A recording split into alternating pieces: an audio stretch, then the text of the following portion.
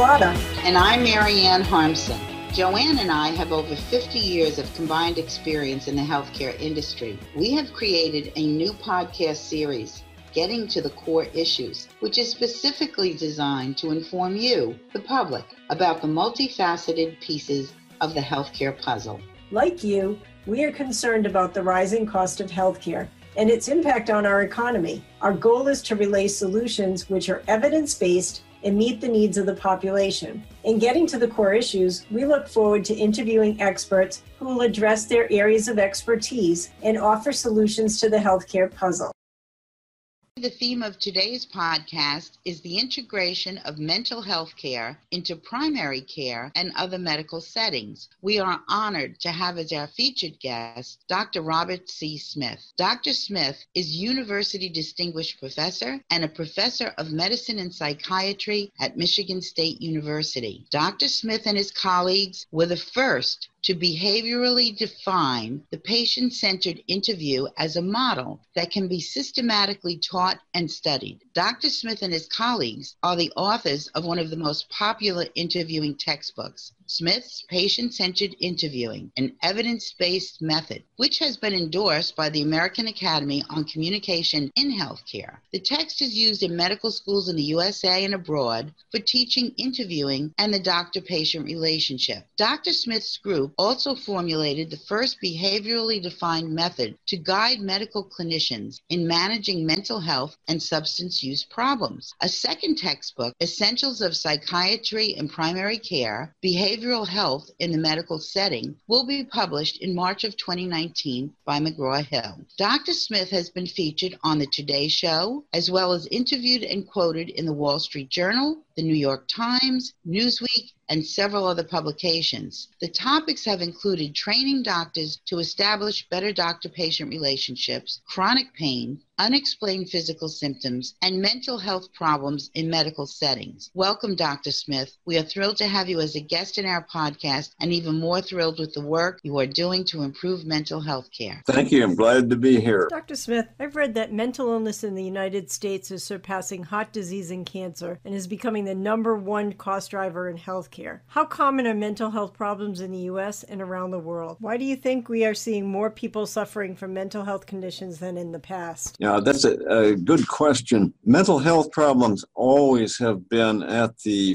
forefront, and what has happened is that anymore about 50% of all problems are mental health problems. For example, they're more common than cancer and heart disease combined in this country and globally as well. This is not just a U.S. problem. It's a problem of Western medicine, and it has focused simply on diseases and to the exclusion of mental health problems. So that's continued to be a huge problem. How common do you feel the mental health problems are today? Oh, it's extraordinarily common. If you go to any medical clinic, from half to a quarter of all these patients in there will have some sort of a mental health problem. And this is, unfortunately, physicians are not trained to manage them, and that's the problem. So when you say in discussions, if we're looking at the quality of the care being delivered or that is lacking, that's where it is originating. In other words, that's where the deficit begins, right at the primary care center? Yeah, it has always been assumed in medicine that psychiatry would take care of all mental health problems. Well, there's never been enough psychiatrists. Today, psychiatry sees no more than 15% of all mental health patients, and some of those are only for one visit. Instead,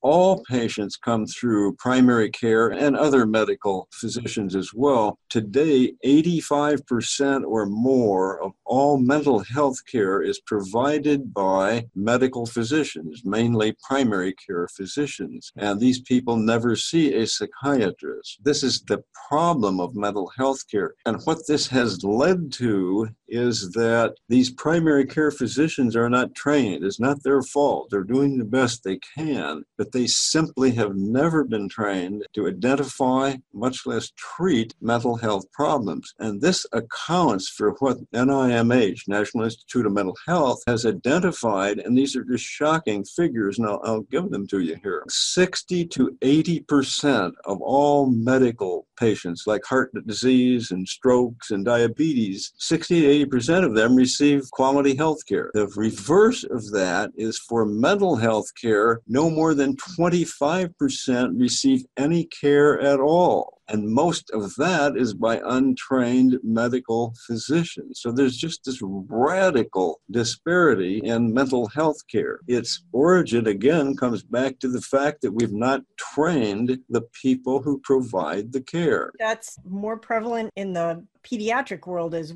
well. Many mental health problems begin in childhood and adolescence. And if they are picked up early and identified, these patients do much, much better over time. It's unfortunate. National problem. And it's staggering to have a statistic such as 15% of the people who are seen, especially for mental health, are actually seen by someone who's trained in the psychiatric field. I think most Americans would just be blown away by that statistic. In your experience, in terms of global versus the U.S., are you seeing trends in other countries that are different than what we're doing? It basically is the same in other countries, particularly Western countries that I'm familiar with. Germany does a little bit better in their training. They have what they call psychosomatic training, and there are a couple dimensions of that in Germany, but other countries, other Western countries, have the same basic problem of ignoring mental health problems. It dates back to the old mind-body split, and this goes clear back to the 17th century with Descartes and all the radical new inventions in medicine and science at the time. What happened was that in conjunction with the church at the time, science was rising and becoming powerful, and the church, still all powerful, negotiated with the scientists that human anatomy could be studied by human dissections, but that the head was off limits. That is to say, whenever the scientists did dissections back at the time, it was only on the lower part of the body. The head was excluded. That is symbolically the origin of the mind-body split, and it simply perpetuated itself thereafter to have an isolated focus on the body and its diseases. So would you say that the church kind of implied, if not emphatically, utilized the mind as perhaps the seat of what they considered the soul, so that was off limits? Marianne, that's exactly right. They said the head is the seat of the soul and the spirit, and that's our dimension. You guys can have the rest of it, but we keep this. Because the church, up until this time in the 17th century revolution, the Enlightenment so-called, until that time the church had governed all thought, and the scientists had now come along and taken great precedence. It's the time of Newton and people outside of medical science. But in medicine, Vesalius and Harvey and other people were coming along, and they all focused entirely on the body for just this reason. It has perpetuated now down to this day.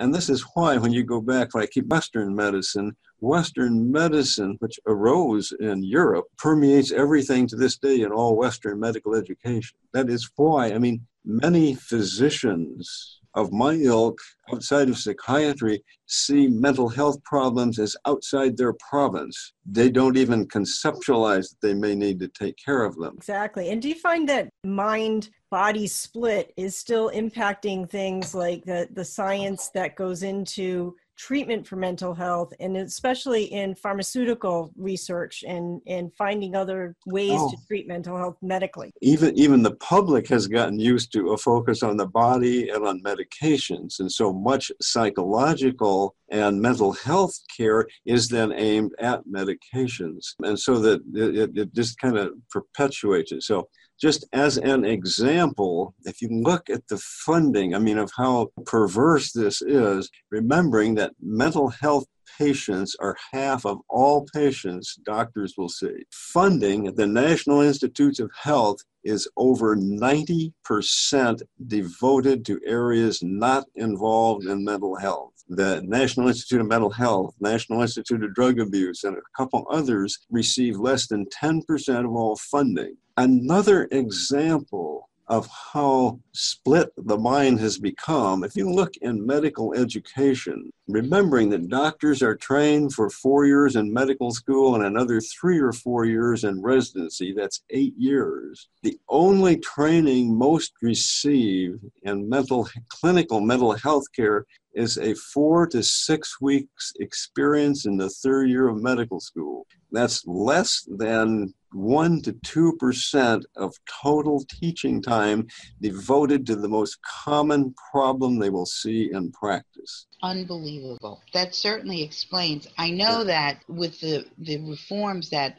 were part of the Affordable Care Act, and since that time, Patrick Kennedy has been trying desperately to have more focus put on the integration of the behavioral and mental health in primary care, and he's been struggling with that. It's been an uphill battle. Yep. But when you actually hear the statistics that you just referred to, that is, it almost just, it leads one to understand on a deeper level why this problem continues to grow and that never seems to make headway when you have such a small percentage of time and training being attached to their residency, and then to have funding at less than 10% devoted to 50% of the problem. You know, it leads one to understand just how much of an uphill battle this is. Mm-hmm. Do you have a particular solution that you feel might be addressed? The solution is as obvious as it is simple. Train the people who provide the care. This is not nuclear physics. And people have been recommending this since Barbara Burns and others clear back in the 1970s. This is no panacea, because to start training, there would be a lag time of 8 or 10 years before it took effect and got into practice. But very little has happened in the last 8 or 10 years that is any better than that, notwithstanding that many efforts that are now ongoing, so-called collaborative care, has been very successful. It's just it has such little penetration because there are so few psychiatrists that on a population basis, mental health care just continues to get worse. The issue has to be training medical people through all years of training in medical school and in residency. We're not trying to make psychiatrists of everyone. Rather, we simply want our medical graduates to be as competent in mental health care as they are in medical care. There will still be, once that happens, a tremendous role for psychiatry, psychology, and other mental health professionals. In fact, they will be busier than ever. I wanted to ask you how much the current reimbursement mechanism in healthcare is affecting the practices. It is a problem, and they have worked on it to try to rework the reimbursement, but it quite frankly is minor compared to some of the other things we're talking about. There's simply, medical people are not trained to provide mental health care, and you can pay them better or pay them worse, and it's not going to make all that much difference. If you make payment structures more conducive, it will help some of them to get going, but they still come at it with no training. How much do you think stigma plays a part in some of the medical providers not wanting to maybe integrate behavioral health care? And why do you think that there aren't more students going into psychiatry? Let me answer the last question first, and it goes back to this orientation of modern medicine in general, splitting the mind from the body, right, and medical education in particular, who does the same thing by this skimpy amount of training. Medical students entering medical school before they've had any medical training, about 40 to 45% are interested in psychiatry and mental health. By the time they finish training, which is devoted 99% to diseases only of the body, by the time they finish training 4 years later, 4% is all that remain interested. Wow. And so our very Western oriented, mind-body split medical attitudes are destroying the interest of people in mental health care. Now, does your model help to reconnect that mind-body concept and getting more students to kind of engage in that integration of primary care and mental health? Is that why you've designed it, and what impact has it had? We've designed it simply so if someone would decide, like Patrick Kennedy or someone like that, and they could get the political impetus going, and this will have to be a top-down phenomenon, but if somebody can get that going, our research, and this is just ours, many other people have contributed in this, and there are many people interested in this. We can tell them what needs to be done. In other words, educators have long said, well, they didn't know what to do about it anyway. We can now tell them how the training should take place, what it should be, and how long it should occur over. This is not going to happen coming up from below from people like me and, as I say, many, many others working on this. This is going to have to be a top-down impetus coming from the government and political leaders. Dr. Smith, in addition to improving patient care, what kind of cost savings could we see from integrating behavioral health with primary care? Approximately 20% of all medical diseases are associated with a co-occurring mental health disorder. The medical disease does not get better until the mental health disorder is also treated. Got it. And if you treat that, it would save close to $50 billion a year, 1 month of which savings is enough to pay for the entire training revolution we're talking about. That's an excellent point. The irony in all of this, medicine focused as it is on just diseases and ignoring mental health problems. Okay, approximately 20% of all medical patients, that is people with diabetes, heart disease, strokes, emphysema, what have you, approximately 20% of these will have a co-occurring mental health disorder. This is called a comorbid disorder. These are two things going together. Two obviously must interact. They almost never occur independently, so they interact. And for example, someone with chronic, say, emphysema, they can no longer play golf. They can no longer go out with the boys or the girls, and they get depressed. Their treatment of their emphysema does not improve until their depression is first treated.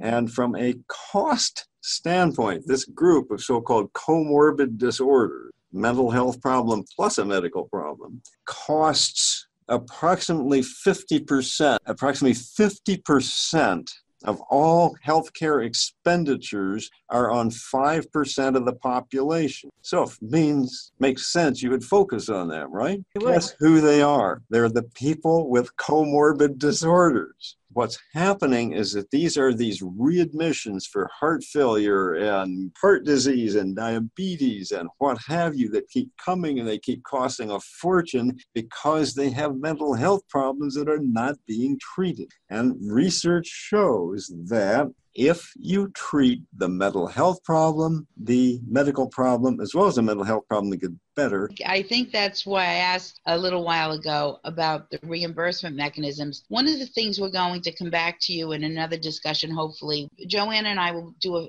some statistics on, which I'm sure you have, looking at how one thing impacts the other. As long as we continue to reimburse and almost reward the fulfillment of the bed as opposed to the outcomes, we're going to continue in this wheel, right? The hospitals right now benefit from these people being readmitted, Exactly. $400 or $500 a day, whatever it is. Yeah, that's their cash incentive. They don't care if they come back. Exactly. It's going to take, like you said, it's going to take a larger look at the system as it's working now. And possibly we can't change everything all at once, but certainly we can start perhaps some models. I'd like to propose to Patrick, maybe we call the Kennedy Centers. It's a new form, or maybe it's the Kennedy Smith Center, or Smith Kennedy. But in any case, it's something where we can start to have a new format for primary care integrated with behavioral health and monitoring the outcomes and having success. I'm at the point right now with the proposal of this book, and you guys know Lisa. Yes, I do know Lisa very well. The proposal, we're just now starting to submit it. And so this is what, there's a whole textbook on, this is not a textbook, it's a trade book. It's for the public. The you cited, Marianne, are textbooks. Third one I'm doing now is this trade book for the general public around much of the stuff you and I have been talking about today. Well, that's wonderful. And that's something that we can promote. Anything you guys can do would be a help. I'm just starting at this second textbook we just finished today. It's now going off. And so I'm now getting back to focusing on platform and spreading the word, as it were, on this other book. Okay. So anything you can do would be fantastic. We will be more than happy to help you. Oh, we're going to spring into action because honestly, Dr. Smith, Joanne and I, when we started both our website and our podcast, the one issue that was the number one thing we were most concerned about was exactly what you've been speaking about and what you've been addressing. We've recognized for quite some time that the integration of mental health and behavioral health into primary care was not being done, and we are not clinicians ourselves. We did not have the solutions. We could identify that there was an issue, but we did not have solutions like you have. Yep. So I have to tell you, it really warms my heart to actually be in touch with someone who has the impetus and the knowledge and the background to offer solutions to problems that we put our heart and soul into trying to identify. This idea that we have, it's an outreach program. In other words, you would get medical people like me that know mental health care, and you would get psychiatrists, and there are enough psychiatrists for this. And you, for example, would get a group of, say, 250 people like us. Mm-hmm. We already have the mental health models that need to be taught. They would be beefed up in that, so everybody was saying and doing the same thing. 2 or 3 of them would then go out to every medical school in the country, and over about 2 years, 80% by internet technology, so they don't have to be on site all that time, but over about 2 years would train 20 or 30 people there. They would then train their own students and residents. I didn't just dream this up. If you go back to the 1940s, this is where this is an out-of-the-box solution from another discipline. You go back to the 1940s, third world famine was sweeping the globe. In Iowa and in surrounding states, but mostly in Iowa, government established the Agricultural Extension Service. And they did exactly what we're proposing. They had outreach. There were little outreach stations. There still are in Iowa, where I grew up. Little outreach stations all over that went out and taught farmers how to better grow corn.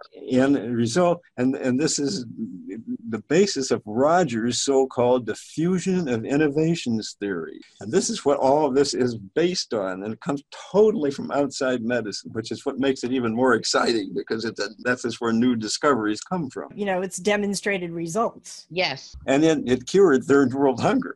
I mean, it was a problem of equal magnitude that they addressed. That's a great point. That's an absolutely outstanding point. At Michigan State, do you teach these programs? Do you have a pilot program in place at Michigan State? We have been teaching this now. We were fortunate to be funded by HRSA, Health Resource Searchers Administration. And we train now, I think it's the only place in the country that does this. All of our internal medicine residents are trained for at least 75 hours yearly for all 3 years of training. And that includes working in an actual mental health clinic under our supervision, right in the same clinic area where they see their regular patients. Getting back to the stigma question. Oh, yes, I forgot that.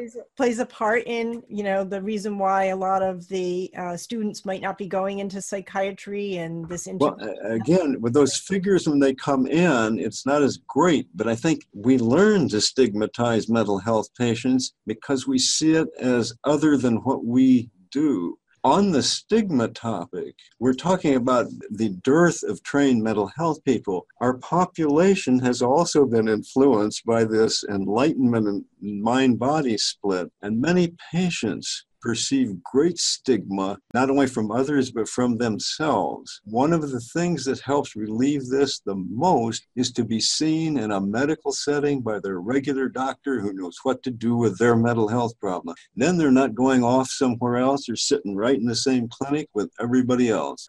Give them the same level of care and confidence that, if they had cancer or diabetes, that medical setting makes you feel like your condition is also a medical condition. And part of our training is in people who may be depressed, and just to digress a minute on this is such a broad topic. At any point in this country, 25% of all people have a mental health problem. 50% of all people will have one at some time in their lifetime. Given that, it's going to become a prominent problem. And do you feel that the privacy laws that are in place today sometimes serve as a barrier to being able to provide that integrated care for your patients, and also, the support that they might need from their family members and friends? Yes, some of it is there are some kind of arcane rules about psychiatry and not being able to convey information. By and large, you can get around that sometimes by just setting out a contract with the patient wherein they give approval that their psychiatrist can do that.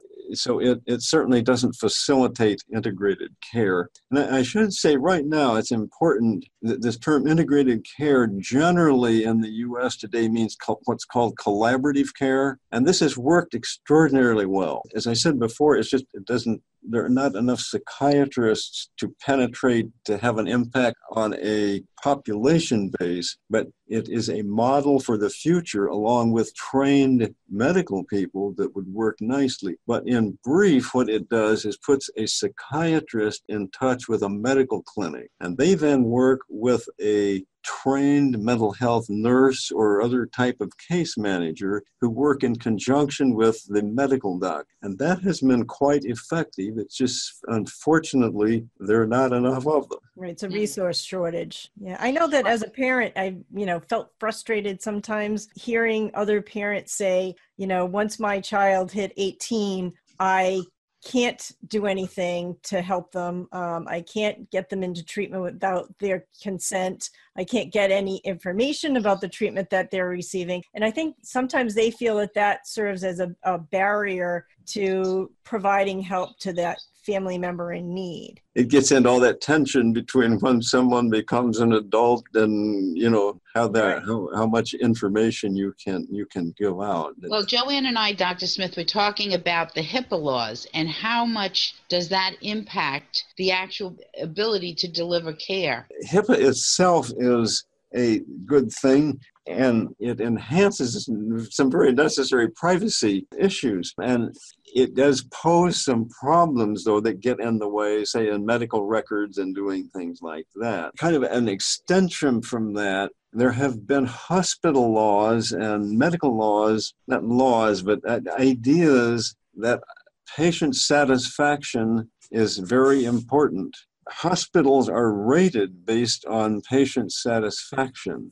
One of the problems that has occurred is that there are people with so-called opioid use disorders who are admitted to our hospitals and want opioid medications. Now, if you believe all patients have to be pleased and satisfied, that means giving them what is contraindicated for their best care. This is where some of the national trends and legislation have had an adverse effect. And because then doctors are in this dilemma, do I please the patient and the hospital gets good ratings and I get good ratings, or do I make them unhappy and do what's right by not giving them the opioids, but then get low satisfaction ratings? Very good point. I mean, I'm working on a project down in Rhode Island for the Rhode Island Business Group on Health, and we're working with the American Board of Internal Medicine Foundation on the Choosing Wisely initiative to get that conversation between patients and doctors to have that discussion about their treatment options. And that's a very valid point. One of the things when ABIMF surveyed physicians, they said that they felt pressured by patients. Oh, yes. meet that satisfaction criteria that's out there for their reimbursement, and that they were prescribing things that they felt,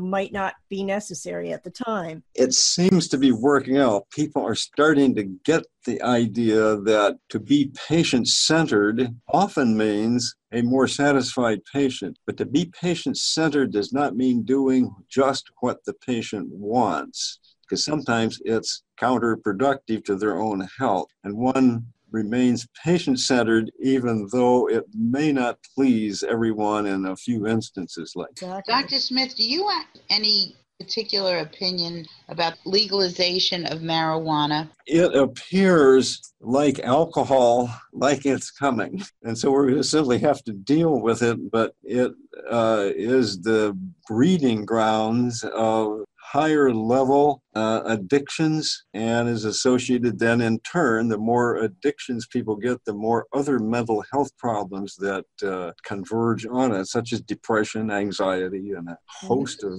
bad problems. As a matter of fact, I did watch an interview with Patrick Kennedy on CNN, and that was one of the very concerns that he had as well. So I wanted to know, you have a new book coming out in 2019. Is there anything we haven't covered that I'm sure there are points that possibly you'd like to address in that are in your new book? Main point I would make is that a lot of this gets critical of the medical profession in general and doctors in particular. Doctors are by and large doing a better job than you could expect with mental health problems, given that they have gotten absolutely no training in it. Mm-hmm. And the problem is we need to reverse this now, 4 centuries old mind-body split, and start doing what is right. Medicine, to its credit, is showing some changes over the last 50 years. It is starting to include patient-centered aspects. It's starting to bring medical students in who have interest in psychology and social issues, as well as just hardcore science issues. Virtually every mission statement of all medical schools in the country now talk about being patient-centered and looking at the patient in a broader perspective. One of the issues that comes up if we're making such progress is, why hasn't it happened then in training more people to be competent in mental health care? And one of the issues is there are just not enough psychiatrists to do it. And this is part of what we are identifying as a way to do that.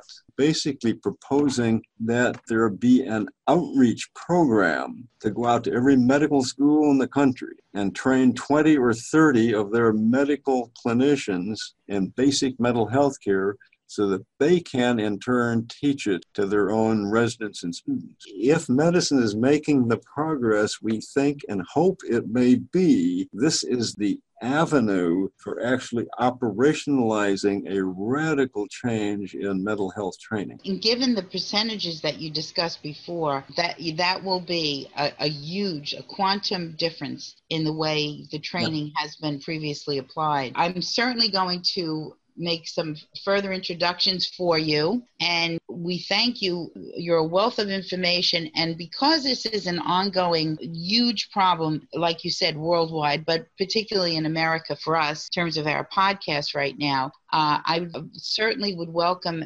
speaking with you again. I'm going to try to make some introductions for you that perhaps can get more attention focused, like you said, from the top down, so to speak, in terms of more spotlight on this issue. And you've identified the criticality of the issue, plus you've identified solution-based, even though there's a fairly long lag time, but there doesn't have to be a lag time in beginning to address the solution, which is what you're outlining, especially in your third book. So we thank you. Joanne, is there anything else you'd like to say to Dr. Smith? No, I'd just like to thank you for all the great work that you're doing and for being on our show. And we hope that you'll come back in the future and be a guest maybe after your next book is out and launched. Oh, thank you. I'd love to come back sometime. It's been a privilege to work with you. Great. Thank you, Dr. Smith. For more information about Dr. Smith and his work, and for our upcoming podcasting schedule, visit our website at exigentkey.com. Be sure to share this podcast with your family, friends, and business associates. If we all work together, we can solve the healthcare puzzle.